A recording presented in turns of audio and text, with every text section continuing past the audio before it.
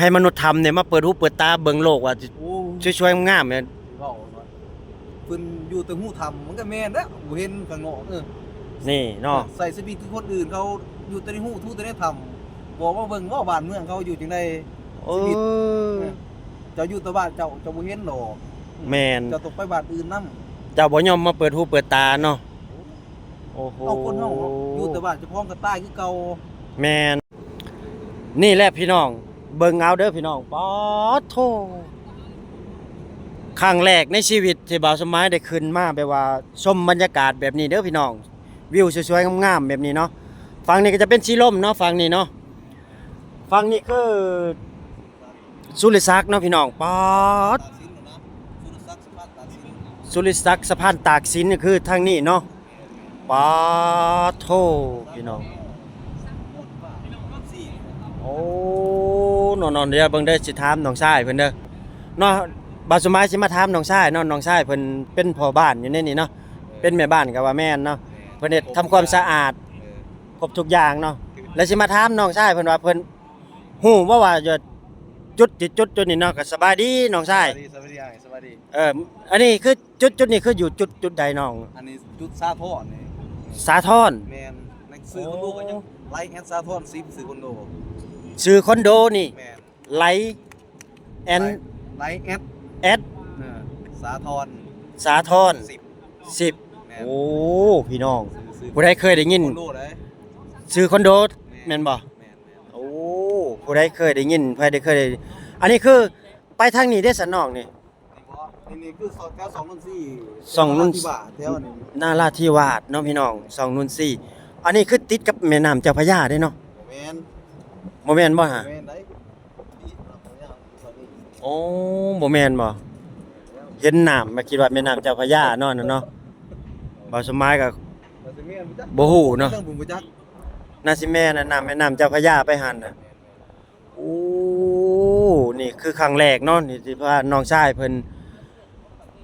นพาขึ้นมาเบิ่งวิวสวยๆงามๆเนาะอันนี้คือตึกอีหยังอันนี้ ตึกมหานครตึกมหานคร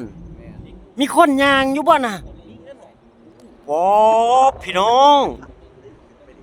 เบิ่งมีคนย่างเฉยเด้อพี่น้องพุ่นป๊อดอีหยังอันน่ะเขาคือกล้าย่างพี่น้องโอ้โหบ่ย่านบ่พี่น้องเอ้ย แต่เบิ่งเห็นเบิดมันติดเนาะเป็นตะยากกระจกแตก เป็นตาย่านกระจกแตกอีหลี ป๊อดนี่คือวิวที่สวยที่สุดเนาะจุดอยู่ในใจกลางเมืองของประเทศไทยก็ว่าแม่นเนาะใจกลางเมืองเลยเนาะโอ้โหความเจริญความพัฒนาของเพิ่นเนาะคืออยากถามว่าได้มาเห็นได้มาชมแบบนี้คือน้องดีใจบ่ โอ้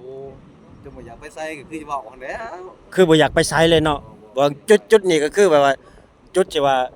แลนด์มาร์คก็ว่าชมวิวอีกอย่างหนึงเนาะบ่นี้เนาะ แม่นึงก็คือแบบว่าไปมาสะดวกสบายเลย ไปมาสะดวกสบายเนาะ บอกว่าไงเขาไปวันอื่นนี่คือไปตั้งจังหวัดตั้งบ้านนี่ไก่เลยมันบอกมันสิไกลแบบว่าแบบเกินไปสินะประมาณ อ๋อ เราไปแถวใด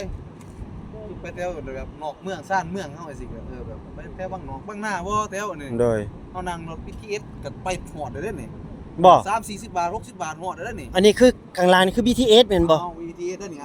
โอ้นี่พี่น้อง บอก โอ้แลนอยู่บนนอนนี่ BTS สายสีหยังอันนี้อันนี้คือสิแม่นสายสี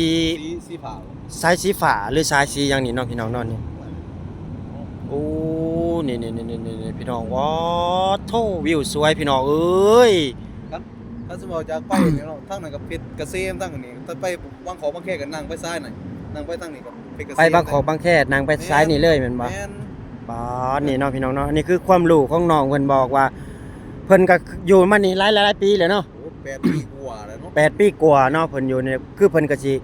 ได้ความรู้จากที่ว่าเพิ่นอยู่มาหลายปีเนาะว่าฮู้ว่าจุดนั้นเป็นจุดนั้นจุดนี้เป็นจุดนี้คือถามบ่าวสมัยฮู้บ่บ่าวสมัยบ่ฮู้เด้พี่น้องบ่าวสมัยบ่ได้อยู่นี่เนาะบ่าวสมัยอยู่พูนอยู่บางนา ถ้าจะอยากไปนั่งก็ไปจังพญาแต่ก็นั่งนี่แล้วไปสะพานตากสินนี่โอ้ย ไปนี่ก็แม่นได้แม่นบ่ โอ้ยค่ารถ30 บาทเท่านั้นนี่นั่ง BTS ไปนี่ นั่ง BTS 30 บาท ไปลงสะพานตากสินนี่ โอ้พี่น้องค่ารถบ่ได้แพงพี่น้อง ถือว่าเงิน100นึง โอ้ยลบไปลบมา ลบไปลบมาได้ แต่นั่งเรือจะไปไอคอนสยามก็ไม่ได้ก็ต้องนั่งเรือ10 บาทตอนนั่งเรือไปไอคอนสยาม คือถูกแท้ แหมแต่ว่าตอนนั้นเด้อบอลท่องเที่ยวเนาะแดงท่องเที่ยวเฮาโดดเด้อ เออ พร้อมจะเด้อโอ้ สวยงามมาเลยเนาะนี่แหละพี่น้องความแตกต่าง ตึกตัวนี้กำลังเปิดได้นี่ตึกนี้ อันนี้กำลังเปิดใหม่บ่นี่ เขากำลังคนเขาอยู่ โอ้นี่น้องพี่น้องกำลัง คนเขาอยู่บ่ทันได้ เบิ่งเอาเพิ่น บ่าวสมัยหัวใจสิวายเลยพี่น้องเบิ่งเอาความสูงปอดโธ่จัก100 เมตรอันนี้ปอดโธ่พุ่นมนุษย์ธรรมเพิ่นว่ามนุษย์ธรรมเพิ่นว่าบ่มีตึกสูงนี่ประเทศไทยนี่ ไปบอก มนุษย์ธรรมเนาะเว้าเออ เขาอยากให้เพิ่นเห็นค่าตาเขาอยากเพิ่นโอ้ นี่อยากถามว่าเอ้าอยากให้น้องนี่พากว่า ให้มนุษย์ธรรมเนี่ยมาเปิดหูเปิดตาเบิ่งโลกว่า โอ้ ช่วยๆงามๆเนี่ย เว้าว่าเพิ่นอยู่แต่หูทำมันก็แม่นเด้อบ่เห็นข้างนอกนี่เนาะ ใส่สปีดคือคนอื่นเขาอยู่แต่ในหูทูแต่ในทำบอกว่าเบิ่งว่าบ้านเมืองเขาอยู่จังได๋ เออ เจ้าอยู่แต่บ้านเจ้าบ่เห็นดอก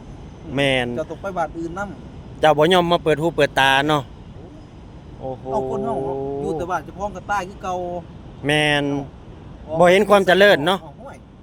จะออกมาใส่ชีวิตข้างนอกบ่ต้องงานเนาะคนเฮาได้บอกเฮาออกมาใส่ชีวิตอยู่ข้างนอกมันจะเดินจังไดประเทศเขาเป็นจังไดประเทศตัวเป็นจังได แม่น แม่นสิว่าประเทศตัวกินเกลือก็สิกินเกลือนำกันอยู่หั่นบ่ อันนี้คืออันนี้เจ้าบ่ได้อวยเด้นี่เนาะ อวยแล้วอวยหยัง เออ ก็บอกตามความเป็นจริง อันนี้คือความเป็นจริงเนาะเออนี่เนาะ ประทศเขานี่ดีบอกมันก็แยกๆได้ก็ได้ก็จะบอก มันแยกได้เนาะ คนมันเฮ็ดมันหาก็ได้กินบ้านเขาก็ แม่ ได้ น เออ กับที่ว่าอันอยากถามแบบว่า อันที่ว่ามีหนุ่มลาวหนุ่มคนหนึงนะที่ว่ามาเฮ็ดงานประเทศไทยบ่มีเงินซื้อข้าวกินนี่นะ เฮ้ยแต่เราบอกมันไปตายขนาดนั้น เอ้าอันนี้ซะถูกนะกันมันสัวมันขนาดนั้นบ่คนไทยเขาบ่ได้สัวหรอกไปสิบอกจ้ะ แม่น ผู้ดีก็มีคนดีหลายเออ โอ้ เอ้า แล้วบ่เสือมาย่างมาหาข่อยนี่มาข่อยสิแก้แค้นไปใส่โดนเอ้า เนาะ เอ๊ะ นี่เนาะคือความคิดจากน้องชายเนาะเพิ่นว่าถ้าบ่มีเงินอันนั้นบ่มีเงินกินข้าวอันนั้นกลับบ้านไปหรือว่าให้ไปทางอื่นก็ได้เนาะ ถ้ามันงูลายก็ให้มันตาย คันงูหลายเนาะ คันเฮาจัดปากจักเว้าจักทามมันเว้าหรอก บ่อึดเนาะกับหนึ่งมาคันเฮาบ่แค่งานบ่แค่อย่างนี้เฮาเฮ็ดได้แม่นบ่ แม่น เอ เขา อ นั่นบ่ได้ตั้งเกียรติอันนี้เว้าความซื่อเนาะแบบว่า คือข่อยเว้าคือบ่เห็นซุมื้อว่าซั่นซะกระเจ้าแต่ละคนลูกบ้านนำบ่คงไงวะเฮาบ่อยู่ดีว่าจุดๆนี้ว่าซั่นนะตะกี้เฮาอยู่ไสถ้าใจเฮาบ่มักอยู่บ่ได้เด้ แม่นใจบ่มักอยู่บ่ได้อีหลีพี่น้อง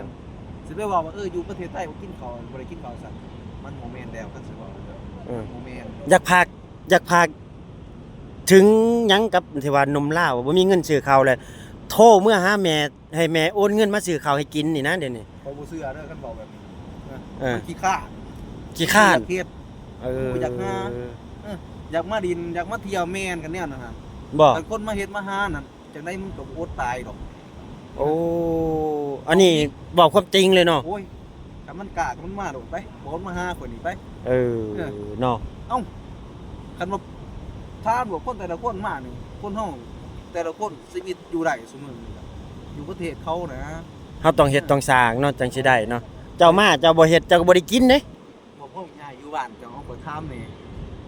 จะนอนตายอยู่เฮือนก็ได้กินอยู่พ่อแม่หามาให้กินหามาให้ แม่น มันก็ได้กิน แต่เจ้าบ่เฮ็ดเนาะ เจ้าบ่เฮ็ดบอกก็ง่ายสิเอาลูกเอาเมียนี่ยังอาศัยพ่อแม่นี่บ่ เออ เอาอันนี้บอกซ้ำแบบในแนวคิดของข่อยเนาะ แม่นเออเอาว่า หนึ่ง ได้ คือ เนาะ จะอยากได้ลูกได้เมียจะสิบังพ่อแม่พึ่งพ่อแม่จันบ่ แม่น พ่อแม่เจ้าเลี้ยงจังแต่น้อยจนใหญ่เอาก็หายมือมา10นิ้วตีนมือ10นิ้ว10นิ้วคือกันนิ้วตีนก็ได้ ให้มาเฮ็ดมาสร้าง สิไปบังพึ่งพ่อแม่แต่น้อยจนตายพุ่น โอ้ กันพ่อแม่ด้วยแต่ที่แดกก็สิไข่อยู่บ่จักนี่ก็คือเอาปล่อยมันก็บ่ได้เอาอันนี้บอกผมซื้อได้ อันนี้ว่าความจริงเลยเนาะนี่เนาะ แม่น นี่คือนี่เนาะคือความแบบว่า ความคิดเห็นอยากให้ฮู้อยากให้เห็นคือความแตกต่างกับน้องชายเพิ่นที่มีความคิดว่า เพิ่นหากถึงอันนั้นคนที่บ่มาเฮ็ดงานเฮ็ดการว่าบ่มีเงินซื้อข้าวกินเนาะพี่น้องเนาะก็ขอมุกขอบใจน้องหลายๆเด้อที่ให้ครับสิพาพี่น้องมาเบิ่งรอบวิวรอบข้างๆอีกเนาะพี่น้องเนาะนี่เด้อเบิ่งเด้อโอ้โหพี่น้องเอ้ยนี่ จังแม่นสวยจังแม่นงามแท้เด้เนาะบ้านบ่าวสมายนี่บ่มีแบบนี้เด้อพี่น้องแล้วก็บ่เคยเห็นแบบนี้จักเทื่อโอ้โหนี่เบิ่งเอานี่เบิ่งถนนหนทางบ้านเพิ่นเนาะลมก็แห้งเนาะเย็นดีเนาะพี่น้องโอ้โตลมแห้งแท้พี่น้องบ่าวสมายย่านเด้อื้อหือมีทั้ง BTS มีทั้งอันรถไฟเนาะพี่น้องมีทั้งรถใหญ่แล่นชวนกันไปมาเนาะอันสิ่งที่ว่าบ่าวสมายข้างคาใจอีหลีพี่น้องเอ้ยเบิ่งดูโผว้าวไทยแลนด์พี่น้องโอ้โหคนคือข้าขึ้นไปอยู่ในหาดพี่น้องเบิ่งเอาเด้อพี่น้องเอ้ยนี่โอ้โหคันบ่าวสมายขึ้นไปนี่บ่าวสมายหัวใจวายแท้ๆพี่น้องเอ้ยฝากถึงมนุษยธรรมเนาะหรือว่ากลุ่มที่ว่าคนที่ยังบ่ทันเคยมาเห็นมาชมมาได้สัมผัสประเทศไทยอย่าสู้เว้าเนาะว่าประเทศไทยบ่มีตึกสูงบ่หรูแล้วก็ประเทศไทยบ่ได้พัฒนานี่คือประเทศไทยเนาะนี่คือไทยแลนด์เนาะพี่น้องเนาะไทยแลนด์เด้อพี่น้องนี่เบิ่งเอาพุ่นอันเห็นมุมๆอยู่หันบ่แม่นเด้พี่น้องเอ้ยเห็นติ้งวอกแวกอยู่น่ะอันนั้นคือคนเด้พี่น้องเพิ่นย่างเล่นเพิ่นคือกล้าย่างพี่น้องเพิ่นบ่ย่านกระจกทะลุลงมาตินี่คือตึกมหานครที่ใหญ่แล้วก็สูงแล้วก็แปลกหูแปลกตามากที่สุดในประเทศไทยเนาะพี่น้องบ่มีตึกใดที่ว่ามาเปรียบเทียบได้แล้วก็มาสัมผัสได้กับจุดๆนี้เนาะพี่น้องเนาะโอ้โหนี่คือภาพบรรยากาศยามแลงๆพี่น้องบ่าวสมายตื่นอกตื่นใจเนาะที่ได้ขึ้นมาเห็นเนาะโอ้คืออลังการอีหลีพี่น้องเอ้ยนี่โอ้โหขอบคุณประเทศไทยหลายๆเนาะที่ว่าเฮ็ดให้บ่าวสมายได้เบิ่งได้ชมแต่สิ่งดีๆได้เห็นจุดๆงามๆสวยๆงามๆเนาะเบิ่งเอาพี่น้องเอ้ยพุ่นพี่น้องเอ้ยพุ่นถ้าบรรยากาศยามแรงๆเนาะจะมีหลอดไฟมีไฟสีมีไฟยังเปิดไฟเปิดนั่นเปิดนี่ก็สิสวยสิงามเนาะพี่น้องเนาะก็สวยก็งามตรงนี้เบิ่งตึกป๊อดเท่าเพิ่นเฮ็ดแนวใดๆอันนี้พี่น้องเอ้ยพุ่นโอ้โหทั้งพุ่นก็คือสิแบบว่ามืดพ้นเหมือนยังมาเลยเนาะพี่น้องเนาะบ่าวสมายก็สิได้จบคลิปเพียงส่ำนี้เด้อพี่น้องเด้อก็ขอบคุณพี่น้องทั้งฝั่งลาวฝั่งไทยบ่ว่าอยู่ต่างประเทศอยู่ไสก็แล้วแต่เนาะที่เขามาติดตามคลิปของบ่าวสมาย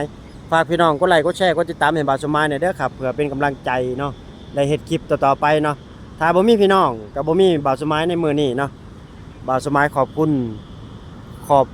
บคุณขอบใจหลายๆเด้อพี่น้องทุกคนที่เข้ามาติดตามบ่าวสมายสิได้จบคลิปเพียงส่ำนี้เนาะพี่น้องขอกราบคำว่าสบายดีและสวัสดีครับผม